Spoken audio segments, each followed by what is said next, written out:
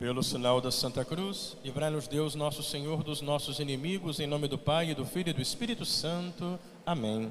Podemos sentar, meus amados irmãos, em nosso Senhor Jesus Cristo.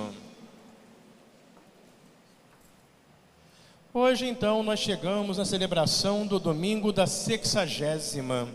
A Igreja, nossa mãe, vai com sabedoria, pouco a pouco nos preparando para nos introduzir no grande tempo de conversão que é a Santa Quaresma, que já vai se aproximando de nós. Na leitura de hoje, meus amados irmãos, nós ouvimos o testemunho do apóstolo São Paulo. Diante de pessoas na comunidade de Corinto que estavam caluniando, falando mal de São Paulo, ele se viu assim constrangido, obrigado a dar o testemunho da sua vida para poder defender o seu ministério, a sua missão de apóstolo. E assim, com toda a humildade, São Paulo vai contar para nós tudo aquilo que ele sofreu, tudo aquilo que ele suportou pela pregação do Evangelho. E nós ouvimos, realmente foi esse homem heróico que estava disposto a tudo para anunciar a palavra de Deus. São Paulo conta como ele foi perseguido, como ele foi muitas vezes preso, foi torturado, chicoteado, espancado com varadas, sofreu 3 naufrágios, ficou uma noite e um dia à deriva no alto mar, sofreu traição de falsos irmãos que se infiltravam para tentar boicotar o seu trabalho apostólico. Quantas vezes passou fome, passou frio, tudo isso por quê? Tudo isso porque ele queria anunciar o Evangelho, ele queria pregar a palavra de Deus, ele queria fazer Jesus Cristo conhecido e amado por todo mundo. Mas por quê, meus amados irmãos? Porque Paulo era um homem apaixonado por Jesus Cristo. Só mesmo um grande amor, só mesmo uma grande paixão pode explicar essa força que o fazia capaz de enfrentar tantas dificuldades, tantos obstáculos, tantos desafios e nunca desistir de pregar o Evangelho. Ele mesmo vai dizer na carta aos Filipenses: a minha vida é Cristo e para mim morrer é lucro. Ele estava de tal modo cheio do amor de Deus que ele estava pronto a enfrentar a morte, como nós sabemos que ele enfrentou. São Paulo morreu martirizado, degolado, porque ele não queria abandonar Jesus Cristo. Diante, meus amados irmãos, da maravilha de Cristo, Paulo não podia ficar calado, ele não podia deixar de anunciar o Evangelho. Ele tinha essa força do amor que o levava, portanto, a anunciar a palavra, a anunciar Cristo para todos. No Evangelho, Jesus conta para nós a parábola do semeador. E quando Jesus fala dessa semente que cai em diversos terrenos, que nós sabemos simboliza o coração das pessoas, o nosso coração, Jesus, nessa parábola do semeador, revela algo muito importante para nós. Que semente é essa que é lançada nos corações? E Jesus vai dizer: a semente é a palavra de Deus. Essa é a semente. Mas, meus irmãos, o que é a palavra de Deus? A palavra de Deus não é uma doutrina. A palavra de Deus não é um livro. Presta atenção. A palavra de Deus é uma pessoa. A palavra de Deus é o próprio Jesus, é Ele. Ele é a palavra viva, a palavra eterna do Pai, essa palavra que se encarnou, essa palavra pela qual Ele veio manifestar para nós o próprio mistério dEle mesmo, quem Ele é, quem é Deus.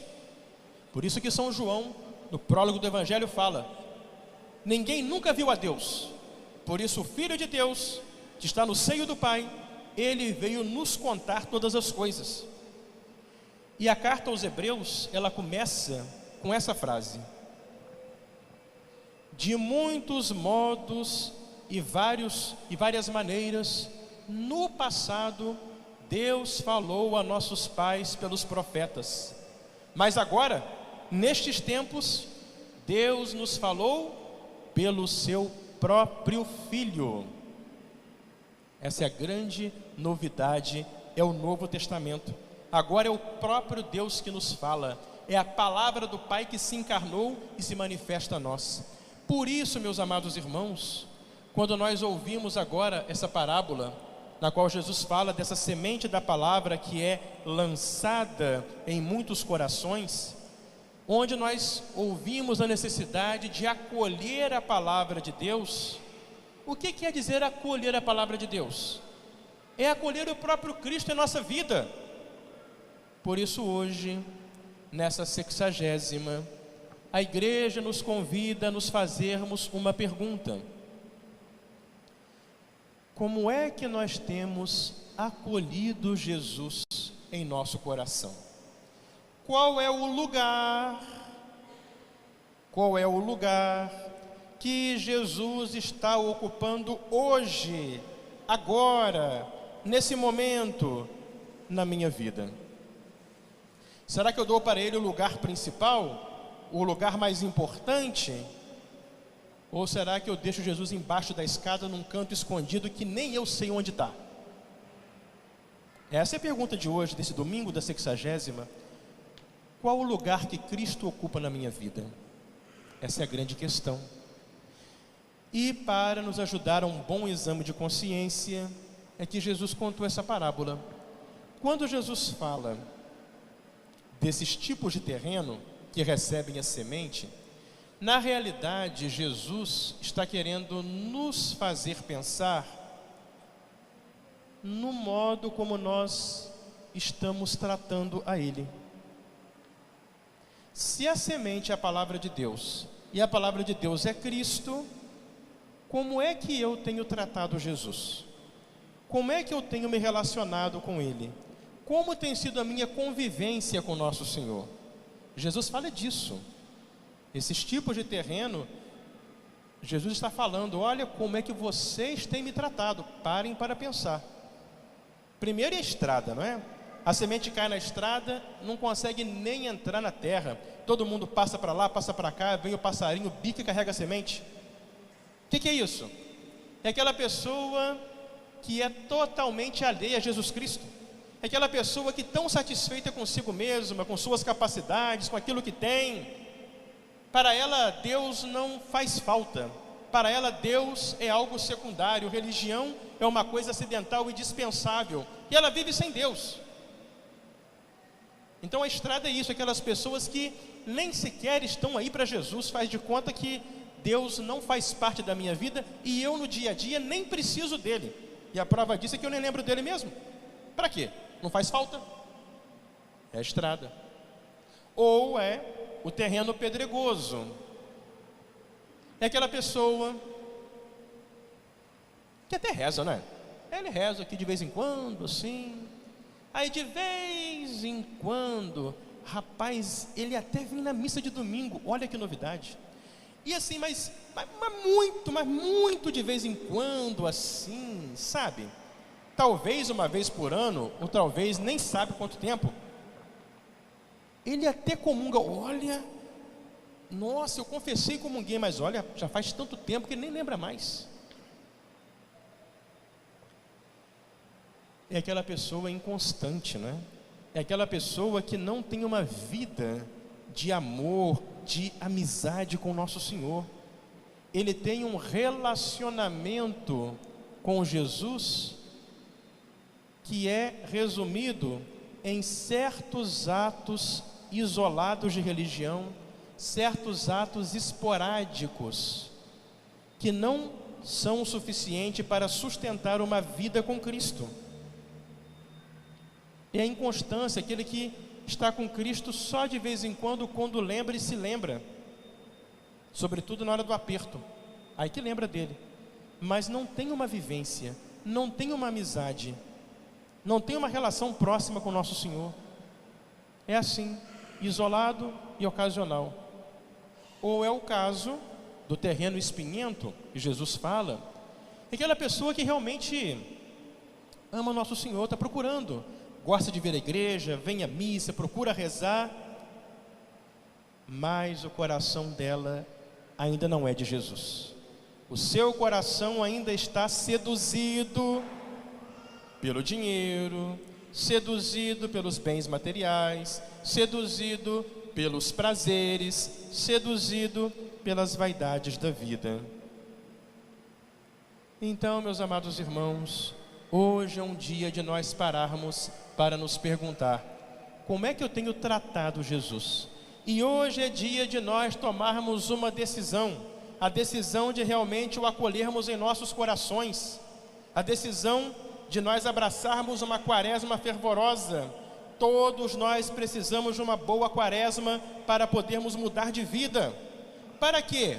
Para sermos essa terra boa que Jesus falou, essa terra onde a semente caiu e produziu frutos 100 vezes mais na perseverança. Ou seja, me decidir a perseverar na graça de Deus, a viver com nosso Senhor, me decidir a fugir da ocasião de pecado que tira Jesus do meu coração, me leva para o mal, me decidir ao hábito da confissão frequente para manter o meu coração puro em estado de graça, porque Deus só habita o coração em estado de graça, me decidir a participação devota da missa de domingo, com a comunhão fervorosa, bem feita, porque a Eucaristia é o encontro pessoal com Cristo vivo, me decidir todos os dias a ter como o momento mais importante do meu dia na minha casa, aquele momento que eu tiro para fazer oração, para estar com meu amigo. Como eu posso dizer que eu amo Jesus Cristo se eu não converso com Ele, se eu não convivo com Ele, se eu passo o dia sem nem lembrar dEle? Por isso vamos decidir ser essa terra boa, essa terra que persevera no amor de nosso Senhor, como nós temos hoje o exemplo dos santos pastorinhos Francisco e Jacinta. Essas duas crianças que ouviram o apelo de Nossa Senhora de Fátima, esse apelo de Nossa Senhora que veio recordar o Evangelho, a necessidade da oração, da penitência pelos pecados, da conversão de vida, da oração pela conversão dos pobres pecadores. Essas criancinhas que, atendendo o que Nossa Senhora pediu, procuravam rezar, adoravam Jesus na Eucaristia, rezavam o terço várias vezes por dia, faziam penitência, ofereciam-se para converter os pecadores, tinham o desejo de fazer Jesus conhecido e amado pelos outros. Essas criancinhas que enchem a nós adultos de vergonha, são um exemplo para nós de uma terra boa, que na perseverança produziram esses frutos de santidade para o céu.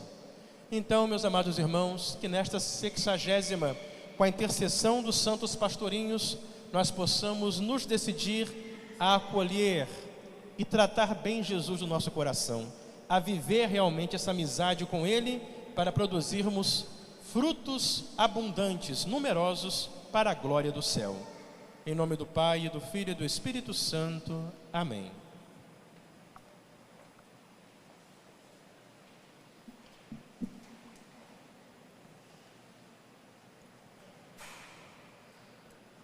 Cantemos com firmeza e convicção a nossa profissão de fé.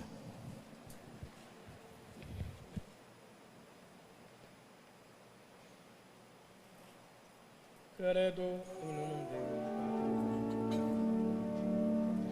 Creio em Deus Pai Todo-Poderoso, Criador